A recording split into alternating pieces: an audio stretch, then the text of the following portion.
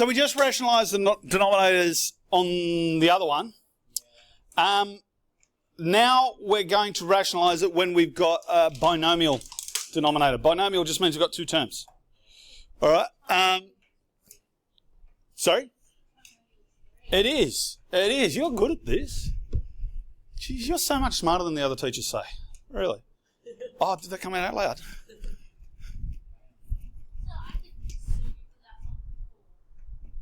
You could sue me. For what? Well, I could say it. Jesse, you're not as stupid as other people say. I'd love to see you take that to court and say, he said nice things. Give me money. The judge will go, wow, you are stupid. Yeah, sue the others. That's fine. I don't mind. Do you want me to give you the names? Actually, everyone's always said nice things about you.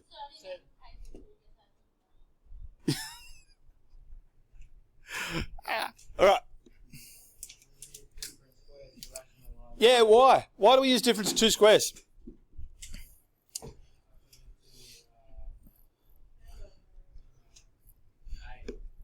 We need you to work out why.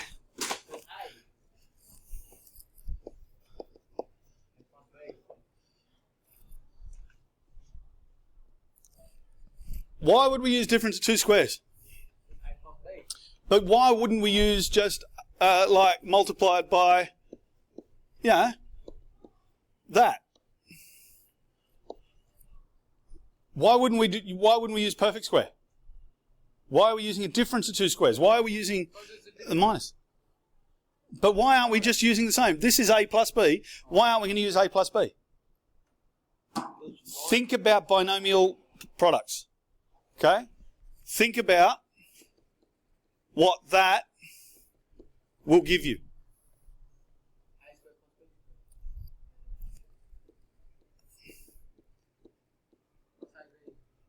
It'll give you that. Remember, that's a perfect square. Okay? Now, imagine that that's a square root. All of a sudden, you're going to have that, which will cancel out, but you've still got this square root here. The square root's still there. We don't want the square root to still be there. So if I do a difference of two squares,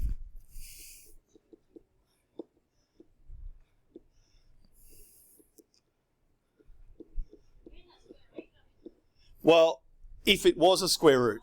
So if I made a square root again, all I'm doing is explaining why we use difference of two squares rather than using perfect square. If I did that, to rationalise it, I use a difference of two squares. What happens when you multiply out that? You square the first minus square the last. So you'd have square root of a squared minus b squared. Those cancel out. You end up with a minus b squared. The surd is gone. Does that make sense? That gets rid of the irrational number, which is what we're trying to do. Cool? So, when we're doing these, we use the opposite sign, because that becomes, because you're multiplying across, it becomes a difference of two squares. And that will get rid of the irrational number. Make sense? So if you've got a plus there, you've got a minus over there. If you've got a minus there, you end up with a plus there. Cool?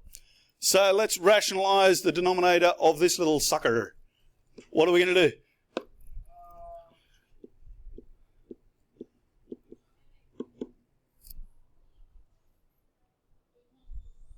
Sorry? We do sort of turn it into a plus. What are we going to multiply by?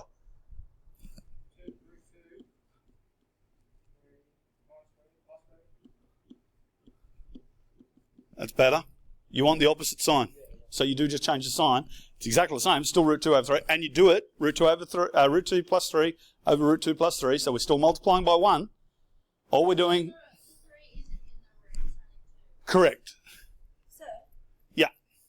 I think it is. You guys have got the sheet of paper. Yeah. Mine doesn't show up. Yes, mate. Why did you change the numerator? What do you mean, why did... Someone explain why I'm using the same numerator and denominator. That over itself is 1. Yeah. So I'm not actually changing the value of the fraction. I'm multiplying it by 1, which means I don't change the value of the fraction, I just change the way the fraction's written. So if you have a look at, when we finish this, this fraction will still be equal to that fraction. They are exactly the same. It's just one's written with a rational denominator and one's got surds at the base. Okay, so that's all we're doing. We are changing the way it's written. So what do I end up with? Root 5 times root 2 plus 3. Okay, that. Okay, so you've got to be aware that it's multiplying everything on that side. You see what I mean? Okay, and then what do I get on the denominator?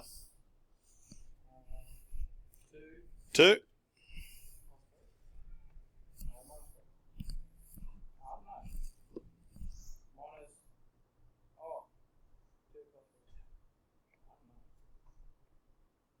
Can someone help him out? What's 3 times 3? 9. Thank you. Difference of 2 squares. That's 3 squared. That's root 2 squared. Cool? Okay, so I'm just going to move up here. What happens to the top now?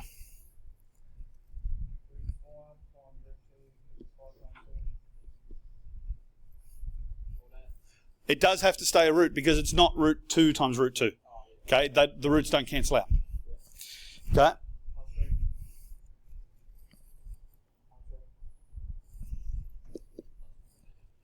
Not quite. One's a root, one's not. Yeah. Because you're doing the root 5 times the 3, but because they're not both surds, you can't combine them. Okay, so you're just timesing root 5 by 3. So now I've got 3 lots of root 5. Okay, and over.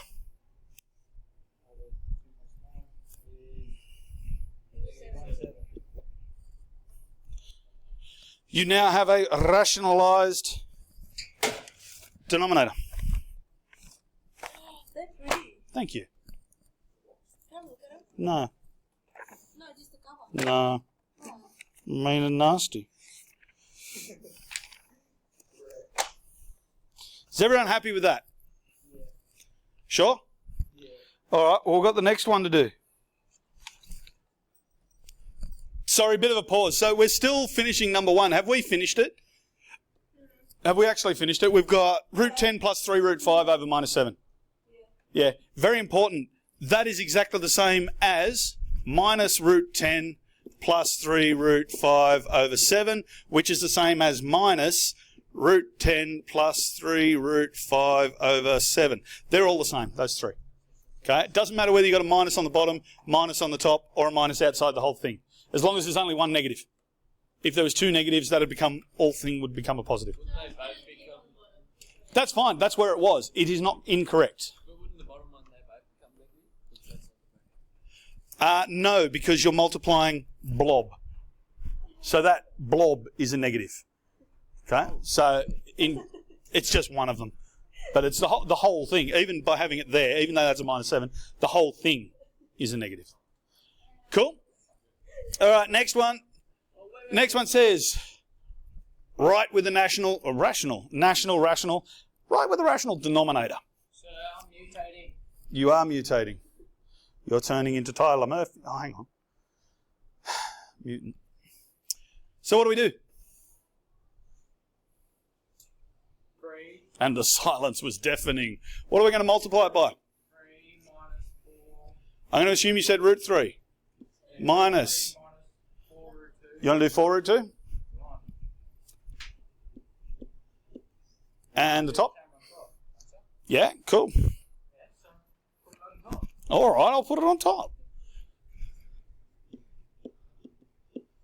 All right, what do we get? Can I suggest your first step in this would be to write it as a binomial product, just so it's easier to see. Because at the moment you've got the multiply and all that, but now write it as a binomial product. So you've basically got your 2 sets of brackets. Cool? Numerator first. So 2 root 3 plus root 5, root 3 minus 4 root 2. Just makes it easier if you've got it written like that because you've done binomial products before and it's now a comfortable setting that you can see and go, I know how to do this. Now the big thing with these is they look ugly because they're big. You've got a binomial product on top of a fraction, you've got a fraction, you've got surds, you've got algebra, it's like, ugh. But you know how to do each part of this. You break it into, well, it's not actually in this particular case, but later on. You know how to do these. So you do it bit by bit. Question. How do you eat an elephant? Chew it up and swallow it. Yeah, of course you do. One bite at a time. That's it. Look at these things. Do one bit at a time. Don't try and do the whole question in one go. Look at it. Do one bit at a time. I've got to rationalise it, so I need to get rid of that denominator. Okay? To do that, I need to use difference of two squares. I'm going to have a binomial product on top. Sorry? Yeah, well, killing the elephant's a good start. Unfortunately, that's what they do too often. Poor elephants. Yeah, sad face. At least they're not white rhinos, are they, Tyler? Nod. No. Yes, at least they're not white rhinos, sir. Oh, at least they're not white rhinos. That's better. What's that on your brain? All right, so what do we do to the bottom? Now, the bottom you can either write it as a binomial product so that it's all ready to go, and then you do the calculations, or you do the calculations straight away, knowing it's the difference of two squares. I'm going to do the longer way and write it as a binomial product first.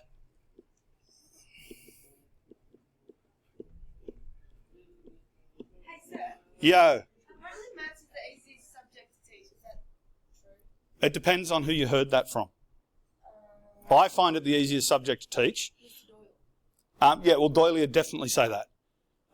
It's easy in that we've got a very prescriptive syllabus, which is very well written. And I hope the Board of Studies hears me say that. We also have assessments that, in a lot of cases, are easy to set and mark because it's not subjective. It's much more, this is right, that is wrong. But that's not necessarily the best way to assess, because I don't want to necessarily assess that you got this wrong, but the way you thought about it was probably right, but then you made one small mistake. Like if you dropped that negative, technically that question previously is wrong. But if you've done everything else right, why should you be punished for getting that one little bit wrong? So a good assessment should be able to give you the opportunity to explain your understanding of the mathematical concepts. This is starting to sound like an ad. But yeah, it is. I find it the easiest to teach, but that's because I know the topics, I know the content, and I'm passionate about it. I can do chemistry, I can do physics as well. Sorry, mate? Yeah, absolutely. You don't have to have a massive amount of skill. No, it's good to have a massive amount of skill in maths to become a maths teacher, but it's not essential. What's essential is that you're able to be A, passionate about it, and B, explain it. Because you can be great at maths and a crap teacher. In fact, there's a lot of people that say that about me. They're wrong. We all know they're wrong. But they say it. No, he would never say that about me.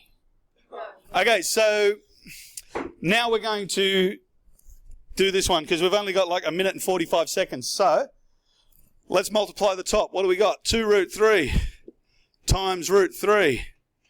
Okay, what's going to happen to the 2 root 3's? Cancel each other out. So 2 root 3 times root 3 is 2 times 3, which is 6. Did I jump over too much for you guys? Okay. Then 2 root 3 times 4 minus 4 root 2 gives me minus 8 root 6. Then root 5 times root 3 gives me root 15. Then root 5 times minus 4 root 2 gives me minus 4 root 10. Now, difference of two squares, square root of 3 times square root of 3 gives me, you should be able to do that straight away. Square root of 3 times square root of 3. Well, think while I'm talking. You can copy. You got time. We've got like 40 seconds. Yeah, it is 3, yes. 4 root 2 times 4 root 2. It's going to give me negative 16 times 2, 32. Because I've got the 4 squared is the 16, or 4 times 4 is minus 16, and then 2 times 2. Yeah? Oh, all right. Okay, 15 seconds. Can I do it? I don't want to.